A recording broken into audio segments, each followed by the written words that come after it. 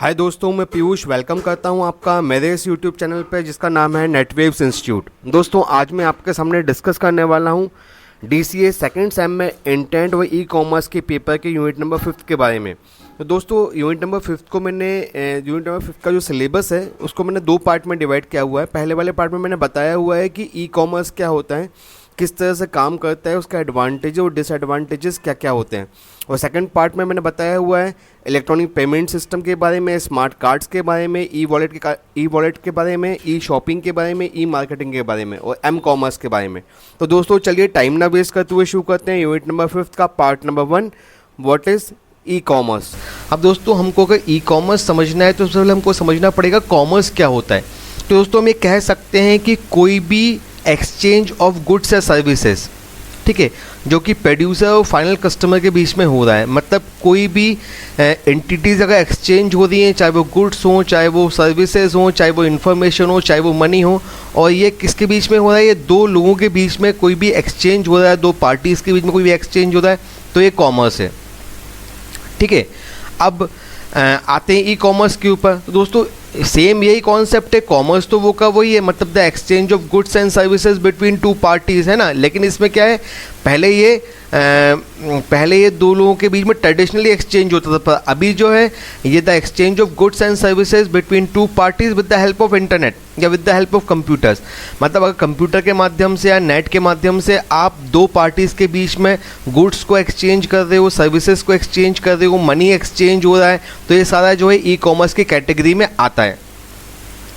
अब दोस्तों traditional business में क्या होता था, जैसे मैन्युफैक्चरर ने अपना माल बनाया तो फिर उसने क्या करा, पहले एडवर्टाइज़ करी उस माल की, ठीक है, तो वो प्रोडक्ट की एडवर्टाइज होती थी, फिर उसने डिस्ट्रीब्यूटर को दिया, डिस्ट्रीब्यूटर ने होलसेलर को दिया, फिर होलसेलर से वो रिटेलर के पास पहुंचता था। ये ट्रेडिशनल बिजनेस था। तो इसमें क्या प्रॉब्लम थी कि मैन्युफैक्चरर ने अपना मार्जिन 20% रखा, फिर डिस्ट्रीब्यूटर ने अपना मार्जिन रखा, फिर होलसेलर ने मार्जिन रखा, फिर रिटेलर ने मार्जिन रखा, फिर कस्टमर के पास पहुंचा, तो ये मार्जिन उसके पास पहुंचने में बढ़ जाता था।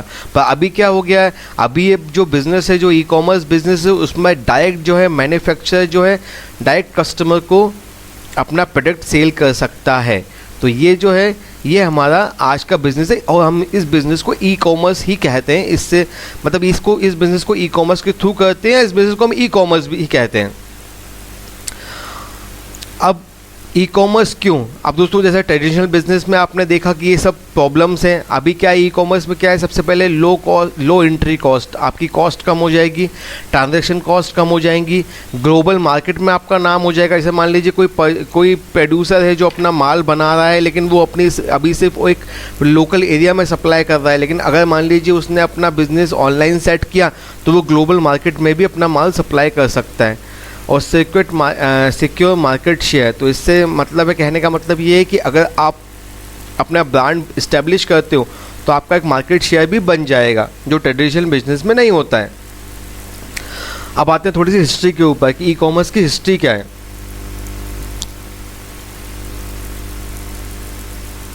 अब दोस्तों देखिए, सबसे पहले हिस्ट्री में क्या है, मैं आपको सबसे पहले स्टार्टिंग से बताता हूँ। 1970s में बैंकिंग इंडस्ट्री के लिए इलेक्ट्रॉनिक फंड्स ट्रांसफ़र इस्टेब्लिश हुआ था। ठीक है, जो अकाउंट की इंफॉर्मेशन को, मतलब अकाउंट इलेक्ट्रॉनिक फंड्स को ट्रांसफ़र किया गया था, ये बैंकिंग इंडस्ट्री में यूज़ होता था। 1980s आते आते डेटा ट्रांसफ़र होने लगा। ठीक है, उसके बाद 1990s आते आते WWW, जिसको हम वर्ल्ड वाइड वेब बोलते हैं, वो पॉपुलर हो गया। तो इसके हेल्प से बिज़नेस करना आसान हो गया। ठीक है, और ई कॉमर्स बिज़नेस भी तभी यहीं से डेवलप हुआ। ठीक है, और मैं आपको ये बताना चाहूँगा कि पहला जो ट्रांजैक्शन था ई कॉमर्स बिज़नेस का, वो 11 अगस्त 1994 में हुआ था, जब एक बंदे ने अपनी सीडी ऑनलाइन बेची थी अपने फ्रेंड को। और जिस वेबसाइट से बेची थी उस वेबसाइट का नाम था नेट मार्केट, जो कि अमेरिका का रिटेल स्टोर है, रिटेल प्लेटफॉर्म है। तो ये थोड़ी सी हिस्ट्री थी। 1970s में इलेक्ट्रॉनिक फंड ट्रांसफर्स थे, 80s में इलेक्ट्रॉनिक डेटा इंटरचेंज हुआ, 90s में वर्ल्ड वाइड WWW आने के बाद काफ़ी कुछ चेंज हुआ। अब दोस्तों ई कॉमर्स का जो प्रोसेस है वो किस तरह से परफॉर्म होता है। देखिए, सबसे पहले तो क्या हुआ, कस्टमर ने हमें ऑर्डर प्लेस किया। ठीक है, ऑर्डर प्लेस होने के बाद हमारा जो ऑर्डर है वो शॉपिंग कार्ट में चला जाता है। अब शॉपिंग कार्ट में आपको पेमेंट करना होता है, या तो पेमेंट मोड होती है तो आप पेमेंट करोगे क्रेडिट कार्ड से, डेबिट कार्ड से, या फिर आप पे ऑन डिलीवरी करोगे, मतलब जब आपके पास प्रोडक्ट पहुंचेगा तब आप उसकी जब आप पेमेंट करोगे। तो आप शॉपिंग कार्ट पे पहुंचे, फिर वहाँ से आपने पेमेंट किया, पेमेंट होने के साथ ही आपका ऑर्डर कंप्लीट हो गया। ऑर्डर कंप्लीट हुआ तो आपको एक मेल आ गया, ठीक है, दोनों को, कस्टमर को भी मेल आ गया और जो उसने सप्लाई किया उसको भी मेल आ गया, ठीक है। फिर जब ऑर्डर कंप्लीट हुआ तो ये जो भी आपने प्रोडक्ट परचेज़ किया ये वेयर हाउस में पहुंचा। जो वेबसाइट्स आपको ये सर्विसेज दे रही हैं उसके वेयर हाउसेज होते हैं। वेयर हाउस के बाद वो शिपिंग पे पहुंचा और शिपिंग से आपसे वो शिप हो गया, आप तक पहुंच गया। तो ये है प्रोसेस ई कॉमर्स का। इस तरह से पूरा हमारा ई कॉमर्स परफॉर्म होता है। अब दोस्तों ई कॉमर्स कितने टाइप के होते हैं? तो दोस्तों हम ये कह सकते हैं कि ई कॉमर्स को हम इन 4 कैटेगरी में डिवाइड कर सकते हैं। बिजनेस टू बिजनेस, दूसरा बिजनेस टू कस्टमर, तीसरा कस्टमर टू कस्टमर और चौथा कंज्यूमर टू बिजनेस या कस्टमर टू बिजनेस। अब दोस्तों सबसे पहले फर्स्ट है बिजनेस टू बिजनेस। अब दोस्तों बहुत सारी वेबसाइट्स ऐसी हैं जो कि, या बहुत सारे वेबसाइट्स या बहुत सारे ट्रांजेक्शन्स ऐसे हैं जो बिज़नेस से बिज़नेस में होते हैं। तो ऐसे ट्रांजेक्शन्स के लिए ये जो कॉमर्स होता है ये बिज़नेस टू बिज़नेस कहलाता है। मतलब कोई एक इंडिविजुअल बंदा जो है अगर अपना गुड्स या अपनी सर्विसेज किसी दूसरे बंदे को बेच रहा है ना, लेकिन ये अपने खुद के यूज़ के लिए नहीं बेच रहा है, ये उसको आगे सेल करने के लिए बेच रहा है, तो ये बिज़नेस टू बिज़नेस कहलाता है, ठीक है। अब ये जो है अगला जो टॉपिक है वो है बिज़नेस टू कस्टमर। कोई अगर बंदा अपने सामान को या सर्विस को बेच रहा है, किसी एक इंडिविजुअल कंज्यूमर को बेच रहा है, उसको यूज़ करने के लिए बेच रहा है, मतलब वो बंदा खुद उसको यूज़ करेगा, तो वो कहलाता है बिज़नेस टू कंज्यूमर, B2C। और ये जो कहलाता था B2B कहलाता था। अब इसमें आता है थर्ड, कंज्यूमर टू कंज्यूमर। कोई एक कंज्यूमर है, किसी के पास कोई प्रोडक्ट है, अगर वो दूसरे कंज्यूमर को बेचता है तो वो कंज्यूमर टू कंज्यूमर कहलाता है। अब इसका सबसे अच्छा एग्जांपल है OLX। आपके पास कोई प्रोडक्ट है पुराना, आप इसको बेचना चाहते हो तो आप उसको OLX पे डाल दो, तो वो दूसरा बंदा उसको परचेज़ कर लेगा। तो आप भी कंज्यूमर थे, आपने किसी से परचेज़ किया था, आपने यूज़ कर लिया, या फिर आपके पास नया रखा है, आपने यूज़ किया नहीं किया, लेकिन आपने उसको आगे बेच दिया, तो वो कहलाता है C2C। eBay, OLX ये सारे हमारे consumer to consumer e commerce websites हैं। और फिर अगला आता है कंज्यूमर टू बिजनेस। मान लीजिए कोई एक बंदा है, वो कोई एक प्रोडक्ट बनाता है, ठीक है, और वो प्रोडक्ट जो है दूसरी कंपनी को बेचता है, वो कंपनी उसकी ऑनलाइन मार्केट करती है, ठीक है, तो वो कहलाता है हमारा कंज्यूमर टू बिजनेस। मतलब कोई बंदा है, वो खुद कंज्यूमर है और वो अपने प्रोडक्ट और सर्विसेज किसी बिजनेस ऑर्गेनाइजेशन को बेच रहा है, तो वो हमारा कहलाता है कंज्यूमर टू बिजनेस।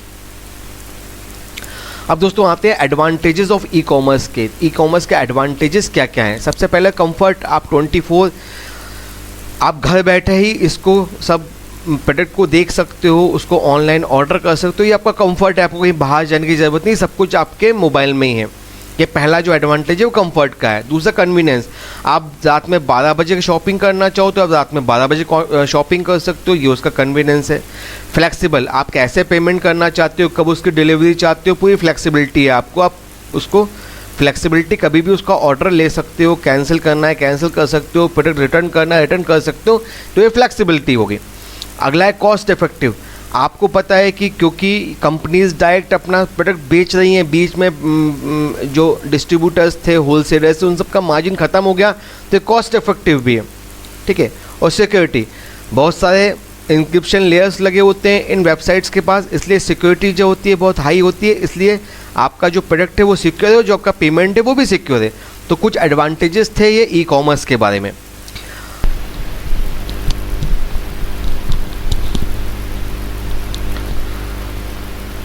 दोस्तों अब दूसरे एडवांटेजेस की बात करते हैं। सबसे पहला एडवांटेज है फास्ट बाइंग प्रोसेस।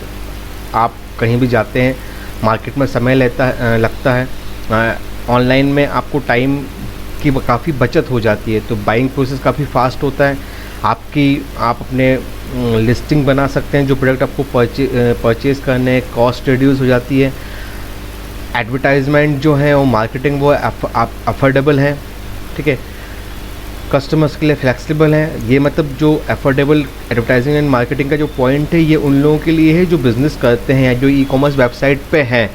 तो मार्केटिंग जो है वो एडवर्टाइजिंग जो है अफोर्डेबल है, मतलब एक छोटा सा व्यापारी भी या छोटा सा बिजनेसमैन भी मार्केटिंग और एडवर्टाइज को अफोर्ड कर सकता है। अगला जो है वो है फ्लेक्सिबिलिटी फॉर कस्टमर्स के लिए फ्लेक्सिबल है। लिमिटेशंस कुछ भी नहीं है, नो रीच लिमिटेशंस, मतलब लिमिटेशंस कुछ नहीं है। अनलिमिटेड प्रोडक्ट्स हो सकते हैं, अनलिमिटेड परचेस हो सकती है, अनलिमिटेड रेवेन्यू जनरेट हो सकता है। आप प्रोडक्ट और प्राइस को कंपेयर कर सकते हैं, जो प्रोडक्ट आपने परचेस किया है। रिस्पांस बहुत अच्छा होता है बायर के हिसाब से और मार्केट डिमांड्स के हिसाब से। तो ये थे मेरे कुछ एडवांटेजेस ई कॉमर्स वेबसाइट्स के। अब दोस्तों डिसएडवांटेजेस में सबसे बड़ी प्रॉब्लम है सिक्योरिटी की। मान लीजिए कोई वेबसाइट है, ई कॉमर्स वेबसाइट, उसने मान लीजिए कोई सिक्योरिटी उसकी इतनी हाई नहीं है तो आपके पासवर्ड्स लीक हो सकते हैं। तो सबसे बड़ी प्रॉब्लम है कि जो भी वेबसाइट से आप शॉपिंग करें उसकी सिक्योरिटी को ज़रूर देखें कि सिक्योरिटी कैसी है। तो सबसे मेन और इम्पोर्टेंट इशू है सिक्योरिटी का। तो सिक्योरिटी है, लैक ऑफ प्राइवेसी। वही मैं बता रहा था कि बहुत सारी वेबसाइट्स हैं उनमें इंक्रिप्शन उस लेवल का नहीं होता ऑनलाइन ट्रांजैक्शंस के लिए, तो प्रॉब्लम आती है, इसलिए lack of privacy. Tax issue, मान लीजिए कहीं का प्रोडक्ट है, कहीं बिक रहा है, उस शहर में टैक्सेशन कम है, जहाँ से प्रोड्यूस हुआ वहाँ की टैक्सेशन ज़्यादा है, तो टैक्स का इशू आता है। तीसरी बात, आपने प्रोडक्ट फेयर, जो अगला टॉपिक है वो है फेयर। आपने जो प्रोडक्ट है उसको देखा नहीं है, सिर्फ अपने एक ट्रस्ट के ऊपर मंगवा लिया है, हो सकता है वो गड़बड़ निकल जाए प्रोडक्ट, तो ये इसका डर हमेशा बना रहता है। प्रोडक्ट सूटेबिलिटी, प्रोडक्ट आपको सूट करेगा नहीं करेगा। जैसे कि अगर एक बात करें ऑनलाइन शॉपिंग में, कपड़ों की बात करें, गारमेंट्स की बात करें, तो आप गारमेंट साइज़ के हिसाब से ऑर्डर कर सकते हैं, पर मान लीजिए वो आपके पास गारमेंट पहुंचता है तो पता नहीं वो आपके साइज़ का होगा नहीं होगा, बड़ा होगा छोटा होगा, तो थोड़ा सा ये एक प्रॉब्लम रहती है इसमें। कल्चरल ऑब्स्टिकल्स, ये भी बहुत बड़ी प्रॉब्लम है। देखिए कहीं का कल्चर कुछ है तो वहाँ पे वो प्रोडक्ट बिकेगा नहीं, दूसरी जगह बिकेगा, तो कल्चर ऑब्स्टिकल्स। दोस्तों अगला टॉपिक कल्चरल ऑब्स्टिकल्स। तो दोस्तों ये है कि हमारे इंडिया में जगह जगह कल्चर चेंज हो जाता है, तो ये बहुत बड़ी दिक्कत है ई कॉमर्स वेबसाइट में। अगला है हाई लेबर कॉस्ट। अब लेबर कॉस्ट हाई इसलिए हो जाती है क्योंकि पहले जहाँ का प्रोडक्ट होता है वहाँ से वेयर हाउस में पहुँचता है, वेयर हाउस से फिर वो डिलीवरी के लिए निकलता है, डिलीवरी के लिए फिर वो कस्टमर तक पहुँचता है, तो लेबर कॉस्ट बढ़ जाती है। लीगल इश्यूज़ भी आते हैं, मान लीजिए प्रोडक्ट वापस होता है या फिर उस प्रोडक्ट पे कोई खामी होती है फिर वापस होता है, तो ये कुछ लीगल इश्यूज़ जनरेट हो सकते हैं ई कॉमर्स के अंदर। तो दोस्तों ये थे हमारे डिसएडवांटेजेस ई कॉमर्स वेबसाइट के। दोस्तों जो अगला है वो है कि टेक्नोलॉजी क्या क्या यूज़ होती है ई कॉमर्स के अंदर। तो सबसे पहले तो न्यू पेमेंट्स, जितनी भी पेमेंट सर्विसेज पहले प्रॉब्लम था, पेमेंट सर्विसेज भी काफ़ी इम्प्रूव हो गई हैं। तो new payment services, demand driven forecasting, सब AI बेस्ड होता है, आर्टिफिशियल इंटेलिजेंस बेस्ड होता है, तो जो डिमांड आने वाली है उसके पहले से पता पड़ जाता है कि हाँ ये डिमांड जनरेट होगी, तो ये डिमांड ड्रिवन फोरकास्टिंग है।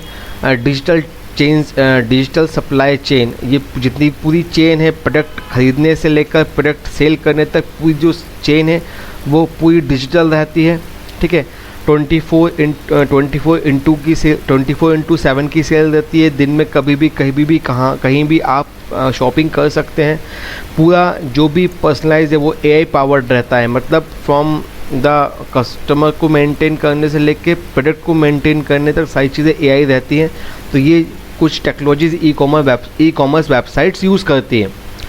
अब कुछ ई कॉमर्स वेबसाइट्स के एग्जांपल्स है e learning, banking, e auction, e shopping आपको पता ही होगा, आप जो शॉपिंग करते हो सारी ई शॉपिंग है। ई ऑक्शंस मतलब जो आपने ऑक्शंस लगते हैं, ऑक्शंस का मतलब होता है, अगर मैं हिंदी में बात करूँ तो जो बोली लगती है कोई प्रोडक्ट को ख़रीदने के लिए या कोई प्रॉपर्टी को ऑक्शन होता है प्रॉपर्टी का, तो ई ऑक्शंस सब आजकल सिस्टम से होने लगे हैं, वो भी ई कॉमर्स की कैटेगरी में आता है। ई बैंकिंग मतलब जो भी ट्रांजेक्शन्स हैं, डेबिट क्रेडिट, वो सारे नेट से होने लगे हैं, तो वो ई बैंकिंग की, वो भी एक ई कॉमर्स की कैटेगरी में आता है। ई लर्निंग, बहुत सारे ऐसे पोर्टल्स है जो आपको एजुकेशन देते हैं, तो वो भी सारा हमारा ई कॉमर्स की कैटेगरी में आता है। तो दोस्तों ये था मेरा ई कॉमर्स का पार्ट नंबर 1। थोड़ा छोटा है और मुझे उम्मीद है कि आपको पसंद आया होगा। अगर आपको वीडियो अच्छी लगी तो प्लीज़ लाइक और कमेंट जरूर कीजिएगा। चलिए मिलते हैं आपसे अगले वीडियो में। जय हिंद, जय भारत।